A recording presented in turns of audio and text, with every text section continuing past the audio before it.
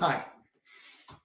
I thought it'd be a really good time today to talk about attachment and what we're all going through with this coronavirus. And I want to start off with a story from when I was 9. No, I was more like 7 or 8. When I was 7 or 8, I had a chance to go and live on my Uncle Tom's farm. Now, I'd been a city slicker and all that stuff, but my Uncle Tom was a farm. And on that farm, I got to see all these animals and play with them. I mean, there were horses and there were cows and bulls. There were chickens, there were rabbits, and there were goats. And the goats were really an interesting story, but that's another story. And I got to play with him, and all that was cool. The other thing he had was this part of the land was this forest. And out there were some little creatures, like skunks, and there were some raccoons. Now, I had a natural fear of the raccoon for some reason, but for some reason, I had this draw to me in the skunk because I had seen the Disney movies and I knew Pepe Le Pew could be your friend. Now, according to my Uncle Tom and Aunt Evelyn and all of my cousins, that wasn't going to be the case so much. But did 7-year-old Gary listen? No, he didn't. And one day he tries to pet Mr. Skunk. And I got it right here. I mean, right here. Barely got it on my throat, barely missed my face. And because it was a hot summer day and I was wearing just a t-shirt, I was soaked in my skin. Now, when I start, crying and running up to the house, they smelled me about 75 yards away. And my aunt goes, "Oh my God, you can't come in the house." What they did, so that night I got a careful bathing out in the barn with the worst ever bath for a 7-year-old. It was vinegar and it was tomato juice, because supposedly, I guess that's what calms down the ammonia, but you still stink like all get out afterwards, but it takes some of it off. And in fact, when they run out of tomato juice, they went and got tomatoes, and I got scrunched down with tomatoes. Now, the worst part of it was not only the smell, that was bad enough, but the worst part was that for the next 4 days, I was quarantined. I couldn't be with the people that I loved. Soon as I went on that shower, I was told that night I wasn't sleeping in the house. Dogs wouldn't even have anything to do with me. I had to sleep on a back porch that was enclosed with screens, and I had to live out there for 4 days. They brought the food to me.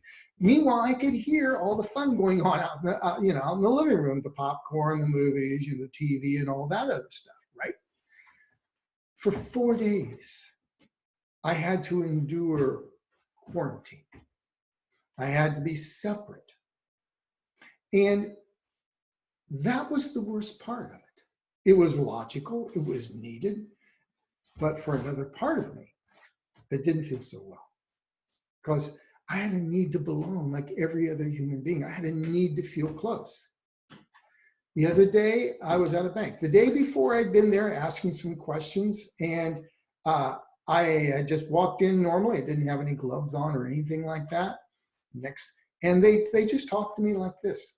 Now, the day the pandemic was announced, I walked into that bank and I was thinking, I'm not afraid. I'm being cautious. I'm not going to let fear run me. That's the worst thing. I've allowed fear to run me. This is how, if you want fear to be your master, it's a hard task. It will run you right off the road of life and love. I learned that a long time ago, but being cautious and being logical, and it felt like the socially responsible thing to do. So I had some nitrile gloves on that I have around the house because I was going to Whole Foods. And the moment I walked in, she does this. And she asked me, she goes, "We can talk like this, can't we?" And some part of me felt, wow, that doesn't feel so good. And as I was driving home, of course, it made sense, and I talked to her, and I was driving, I go, where did I get, what's that feeling? And I remembered it's the 7-year-old, just like this. Yeah, that's right. Everybody's saying, well, Gary, here's your breakfast today. Now, The worst part of this COVID-19 virus, the coronavirus, yes, maybe I'm not saying the worst part might not be the effects. It can kill people. Okay, so I won't say the worst part. But a bad side effect that we may not be seeing at the moment, but we're certainly going to feel, and I want to address it because this is my area of expertise, not epidemiology, but attachment, is that this virus strikes at the very heart of what I call in my book, Safe to Love Again, a right to separate and belong. You know, that right is we all as humans have an enormous need to belong. We did not survive as a species because we were such the biggest and baddest animal. We needed each other to survive. We needed someone to have our back, and we need to feel close, or some part knows that we're sort of in danger. And this virus, in order to combat it, in order to limit it and to get it under control, means that we have to separate. Now, there's a part of us that when we get into a challenging situation, we want to know that someone's in the foxhole with us. We want to know that somebody has our back. I still remember dealing with one couple and what they said is when life comes after us, or we have an opponent, or there's some challenge, we get in, and they both said, we get in back to back in that foxhole and it's guns blazing. And they simulated being in the foxhole together.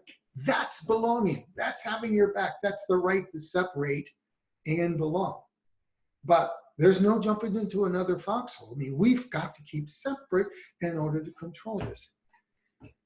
And so one of the things that you're going to feel increasingly as our natural precautions are going on, and we are separating. I mean, I'm even right here. I've got a couple of these, N95 mask, got my stuff. And I am separating because I think it's the thing to do for the planet. It is about, for me, not just fear. I've got caution, but I want to do everything I can to help the world be a better place for love, and that means being healthy. And so I'm limiting my exposure to other people. Self-quarantine would be but what would be one term for it? I think we're all doing that now. But what do we do when we feel that inevitable sense of loneliness, of being detached? See, the COVID virus is telling us all we have to be separate. And when we are separate, we have two things. We either get anxious or we get avoidant. Those are two things that happen. Now, one of the things that's also surrounding this is fear. We have this huge fear because it's a novel thing. We've never been through this, and the brain doesn't like novelty. It likes to know, I've dealt with that before. New threats, not so much. This is why so many couples or singles will choose somebody that's very similar to the last person, even though it's bad, because at least their brain has a subconscious plan that says, I've at least seen this threat before. Now, what we have got to do here is to realize that how do we deal with this fear? Because I guarantee you that all of us will feel a fear. I have, and then you have to self-regulate. But here's the thing about self-regulation. It's kind of a myth. None of us learn to self-regulate by ourselves. As children, every child learns how to regulate their emotions and calm their emotions and calm their fear by the support network of loving, secure parents. And of course, if they don't have that, then they become reactionary versus responsive. They become anxious or avoidant. We, as a species, do not so much self-regulate our fear as we co-regulate our fear.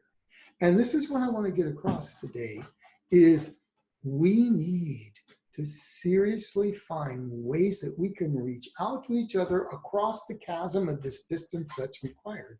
And I want to suggest a few ways that we can get a feeling of belonging to our attachment systems so that we are not feeling stressed out by the isolation or the loneliness or the quarantine feeling like I just got skunked, because that's what I feel like. I feel like I got skunked by the quarantine virus, the coronavirus, I should say. So one of the things I'd like to suggest is you reach out to your friends. One of the things I'm doing now, I've been doing for a long, long time, is most of my client sessions have been for about 7 years on Zoom. But this is one of the keys. Your 80% of your attachment signals of how well you feel connected to another person are in your visual processing. Yeah, I can't do anything about the fact that a lot of us like hugs and touches, and we like to feel physically close to another. That I can't do anything about that. But I can tell you that your attachment system, 80% focuses on eyes and mouth and small muscle movements to note, am I close? Am I not close? Are they connected? Are they not connected? Are they disconnecting? So what I would suggest is don't reach out just on the phone. Don't do that. Give your eyes a chance to connect. I would suggest that if you're doing anything, oh, forgot my prop, there it is, hold up. FaceTime. FaceTime. FaceTime more people. That's one way of doing it. Use Zoom. Use Skype. I'm not pushing them as an advertiser or anything like that, but I am saying that one of the ways that we're going to co-regulate ourselves is get some secure people and to feel connected again. That we're all going to have our deepest fears. All of us will be needing to co-regulate that. If it's not economic, it's going to be physical or whatever else. And a lot of that is well-deserved. I'm not telling you that we shouldn't be cautious. There isn't anything to fear out there, the economy and all that. But I do know we have survived it before. And while we cannot physically jump in the foxhole with each other this time, what we can do is reach out across the chasm. And luckily this time we have a social media platform. And you really do need to find other people who will help you co-regulate. When you're facing your darkest fears, call somebody up. Ask them if they'd be willing to get on Facebook FaceTime with you. Okay, Skype is free. Get on for 20 minutes and talk to somebody. Okay, so what I'm saying here is we need to protect our right to separate and belong at this time. This coronavirus, it's not the most seen thing, but what it's doing is it's giving us all a split right to separate, belong, with way more right to separate than to belong. And even if we know we have belonging, this is about feeling it. And feeling is about, there are certain attachment clues that we must be. There's physical touch is one, but the other one is the tone of their voice, and the other one is sight. So we can learn to co-regulate our fear by knowing and seeing and hearing that we belong. And it can't be just hearing and knowing. I believe one way is to reach out this way.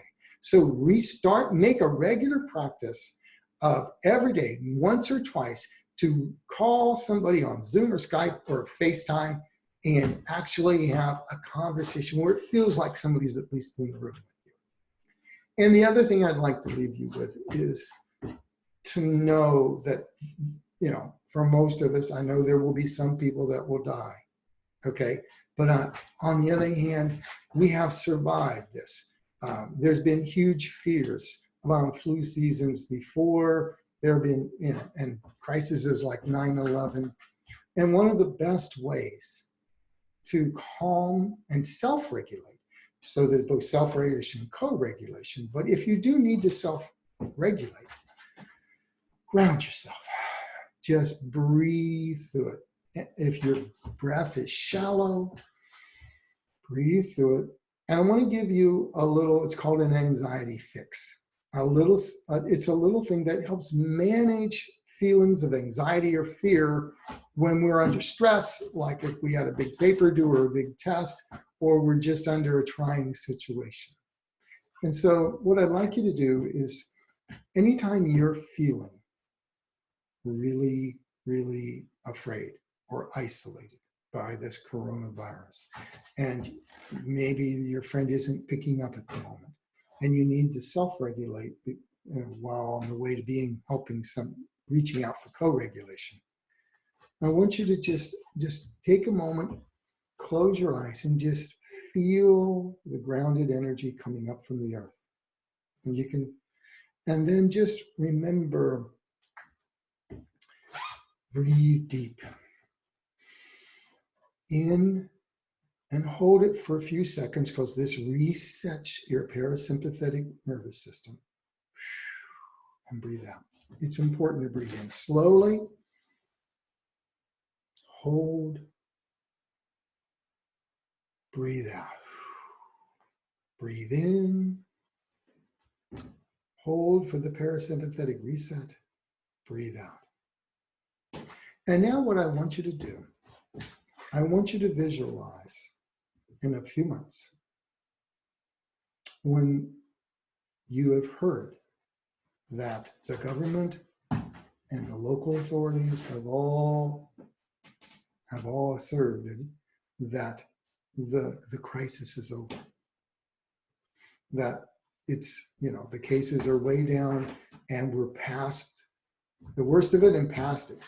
I want you to imagine the newscast where you hear that for all intents and purposes it's over. And now imagine yourself sitting there in your living room or driving in your car or sitting at your desk, 15 minutes past the successful completion of this crisis, your successful completion. Imagine yourself, you're there, you're well, you've survived, and things are going good. We're over it. Just close your eyes and think of a moment in time in a few months when you have heard and seen the crisis is over. 15 minutes, imagine you're sitting there and your body relaxing. Your shoulders are maybe a little slumped in a good way. Just feel what it feels like on that side of this crisis. 15 minutes when you're doing well, so when you have successfully completed and gone through this and you're well. Just breathe that in and just notice what it's like when you can feel more safe now. This is one way to manage your fear, to breathe, to ground yourself, and to imagine the successful completion of this crisis 15 minutes later when you know you're safe. You can use this anxiety fix. It doesn't change things, but it can change your state. It can allow you to get back in control of how you feel about this.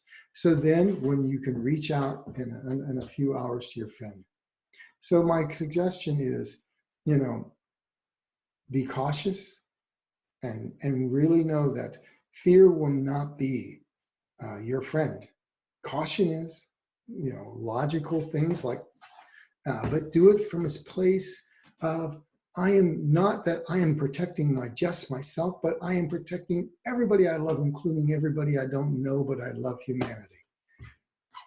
Imagine, do more co-regulation. We can't do anything about the body, hugs being gone, but we certainly can do more visual things like FaceTime, Zoom, and make sure you have some friends who can co-regulate you. And the third thing is, in the light of that, you can do that little anxiety fix. Imagine yourself 15 minutes past the successful conclusion of this.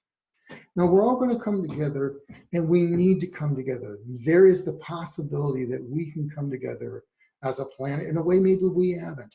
And we can and maybe that's one way that we can begin to grow, because that's what I deal with in clients who are couples creating and this is a beautiful time when we can use this separation to create more virtual connections and more awareness of really how connected we are to each other. Because truly, the way this thing is spread, if it's taught us anything, we are truly far more connected to each other than we ever imagined. So let's do it in love. Let's do it responsibly, and let's defeat this coronavirus. So that's my best idea. Protect your attachment system. Make sure you're protecting your right to separate and belong, and your right to be regulated both by yourself and by the others that you need contact with. I can't do anything about the medical stuff. It's not my expertise. But I can say that this will have attachment effects. And these are my best ways of saying, this is how we head off those. So our love styles are more intact, and our nervous systems are more calm, and we can enter on the other side of this, feeling well, both inside our hearts as well as our bodies. Thank you for listening. Love you. And, if you need to reach out, I'm on Facebook. You can always PM me, and I'm going to be doing some extra online things so I can be of support to people and help be a co-regulating influence. So if you put those on Facebook as well. So thank you for listening, and be well.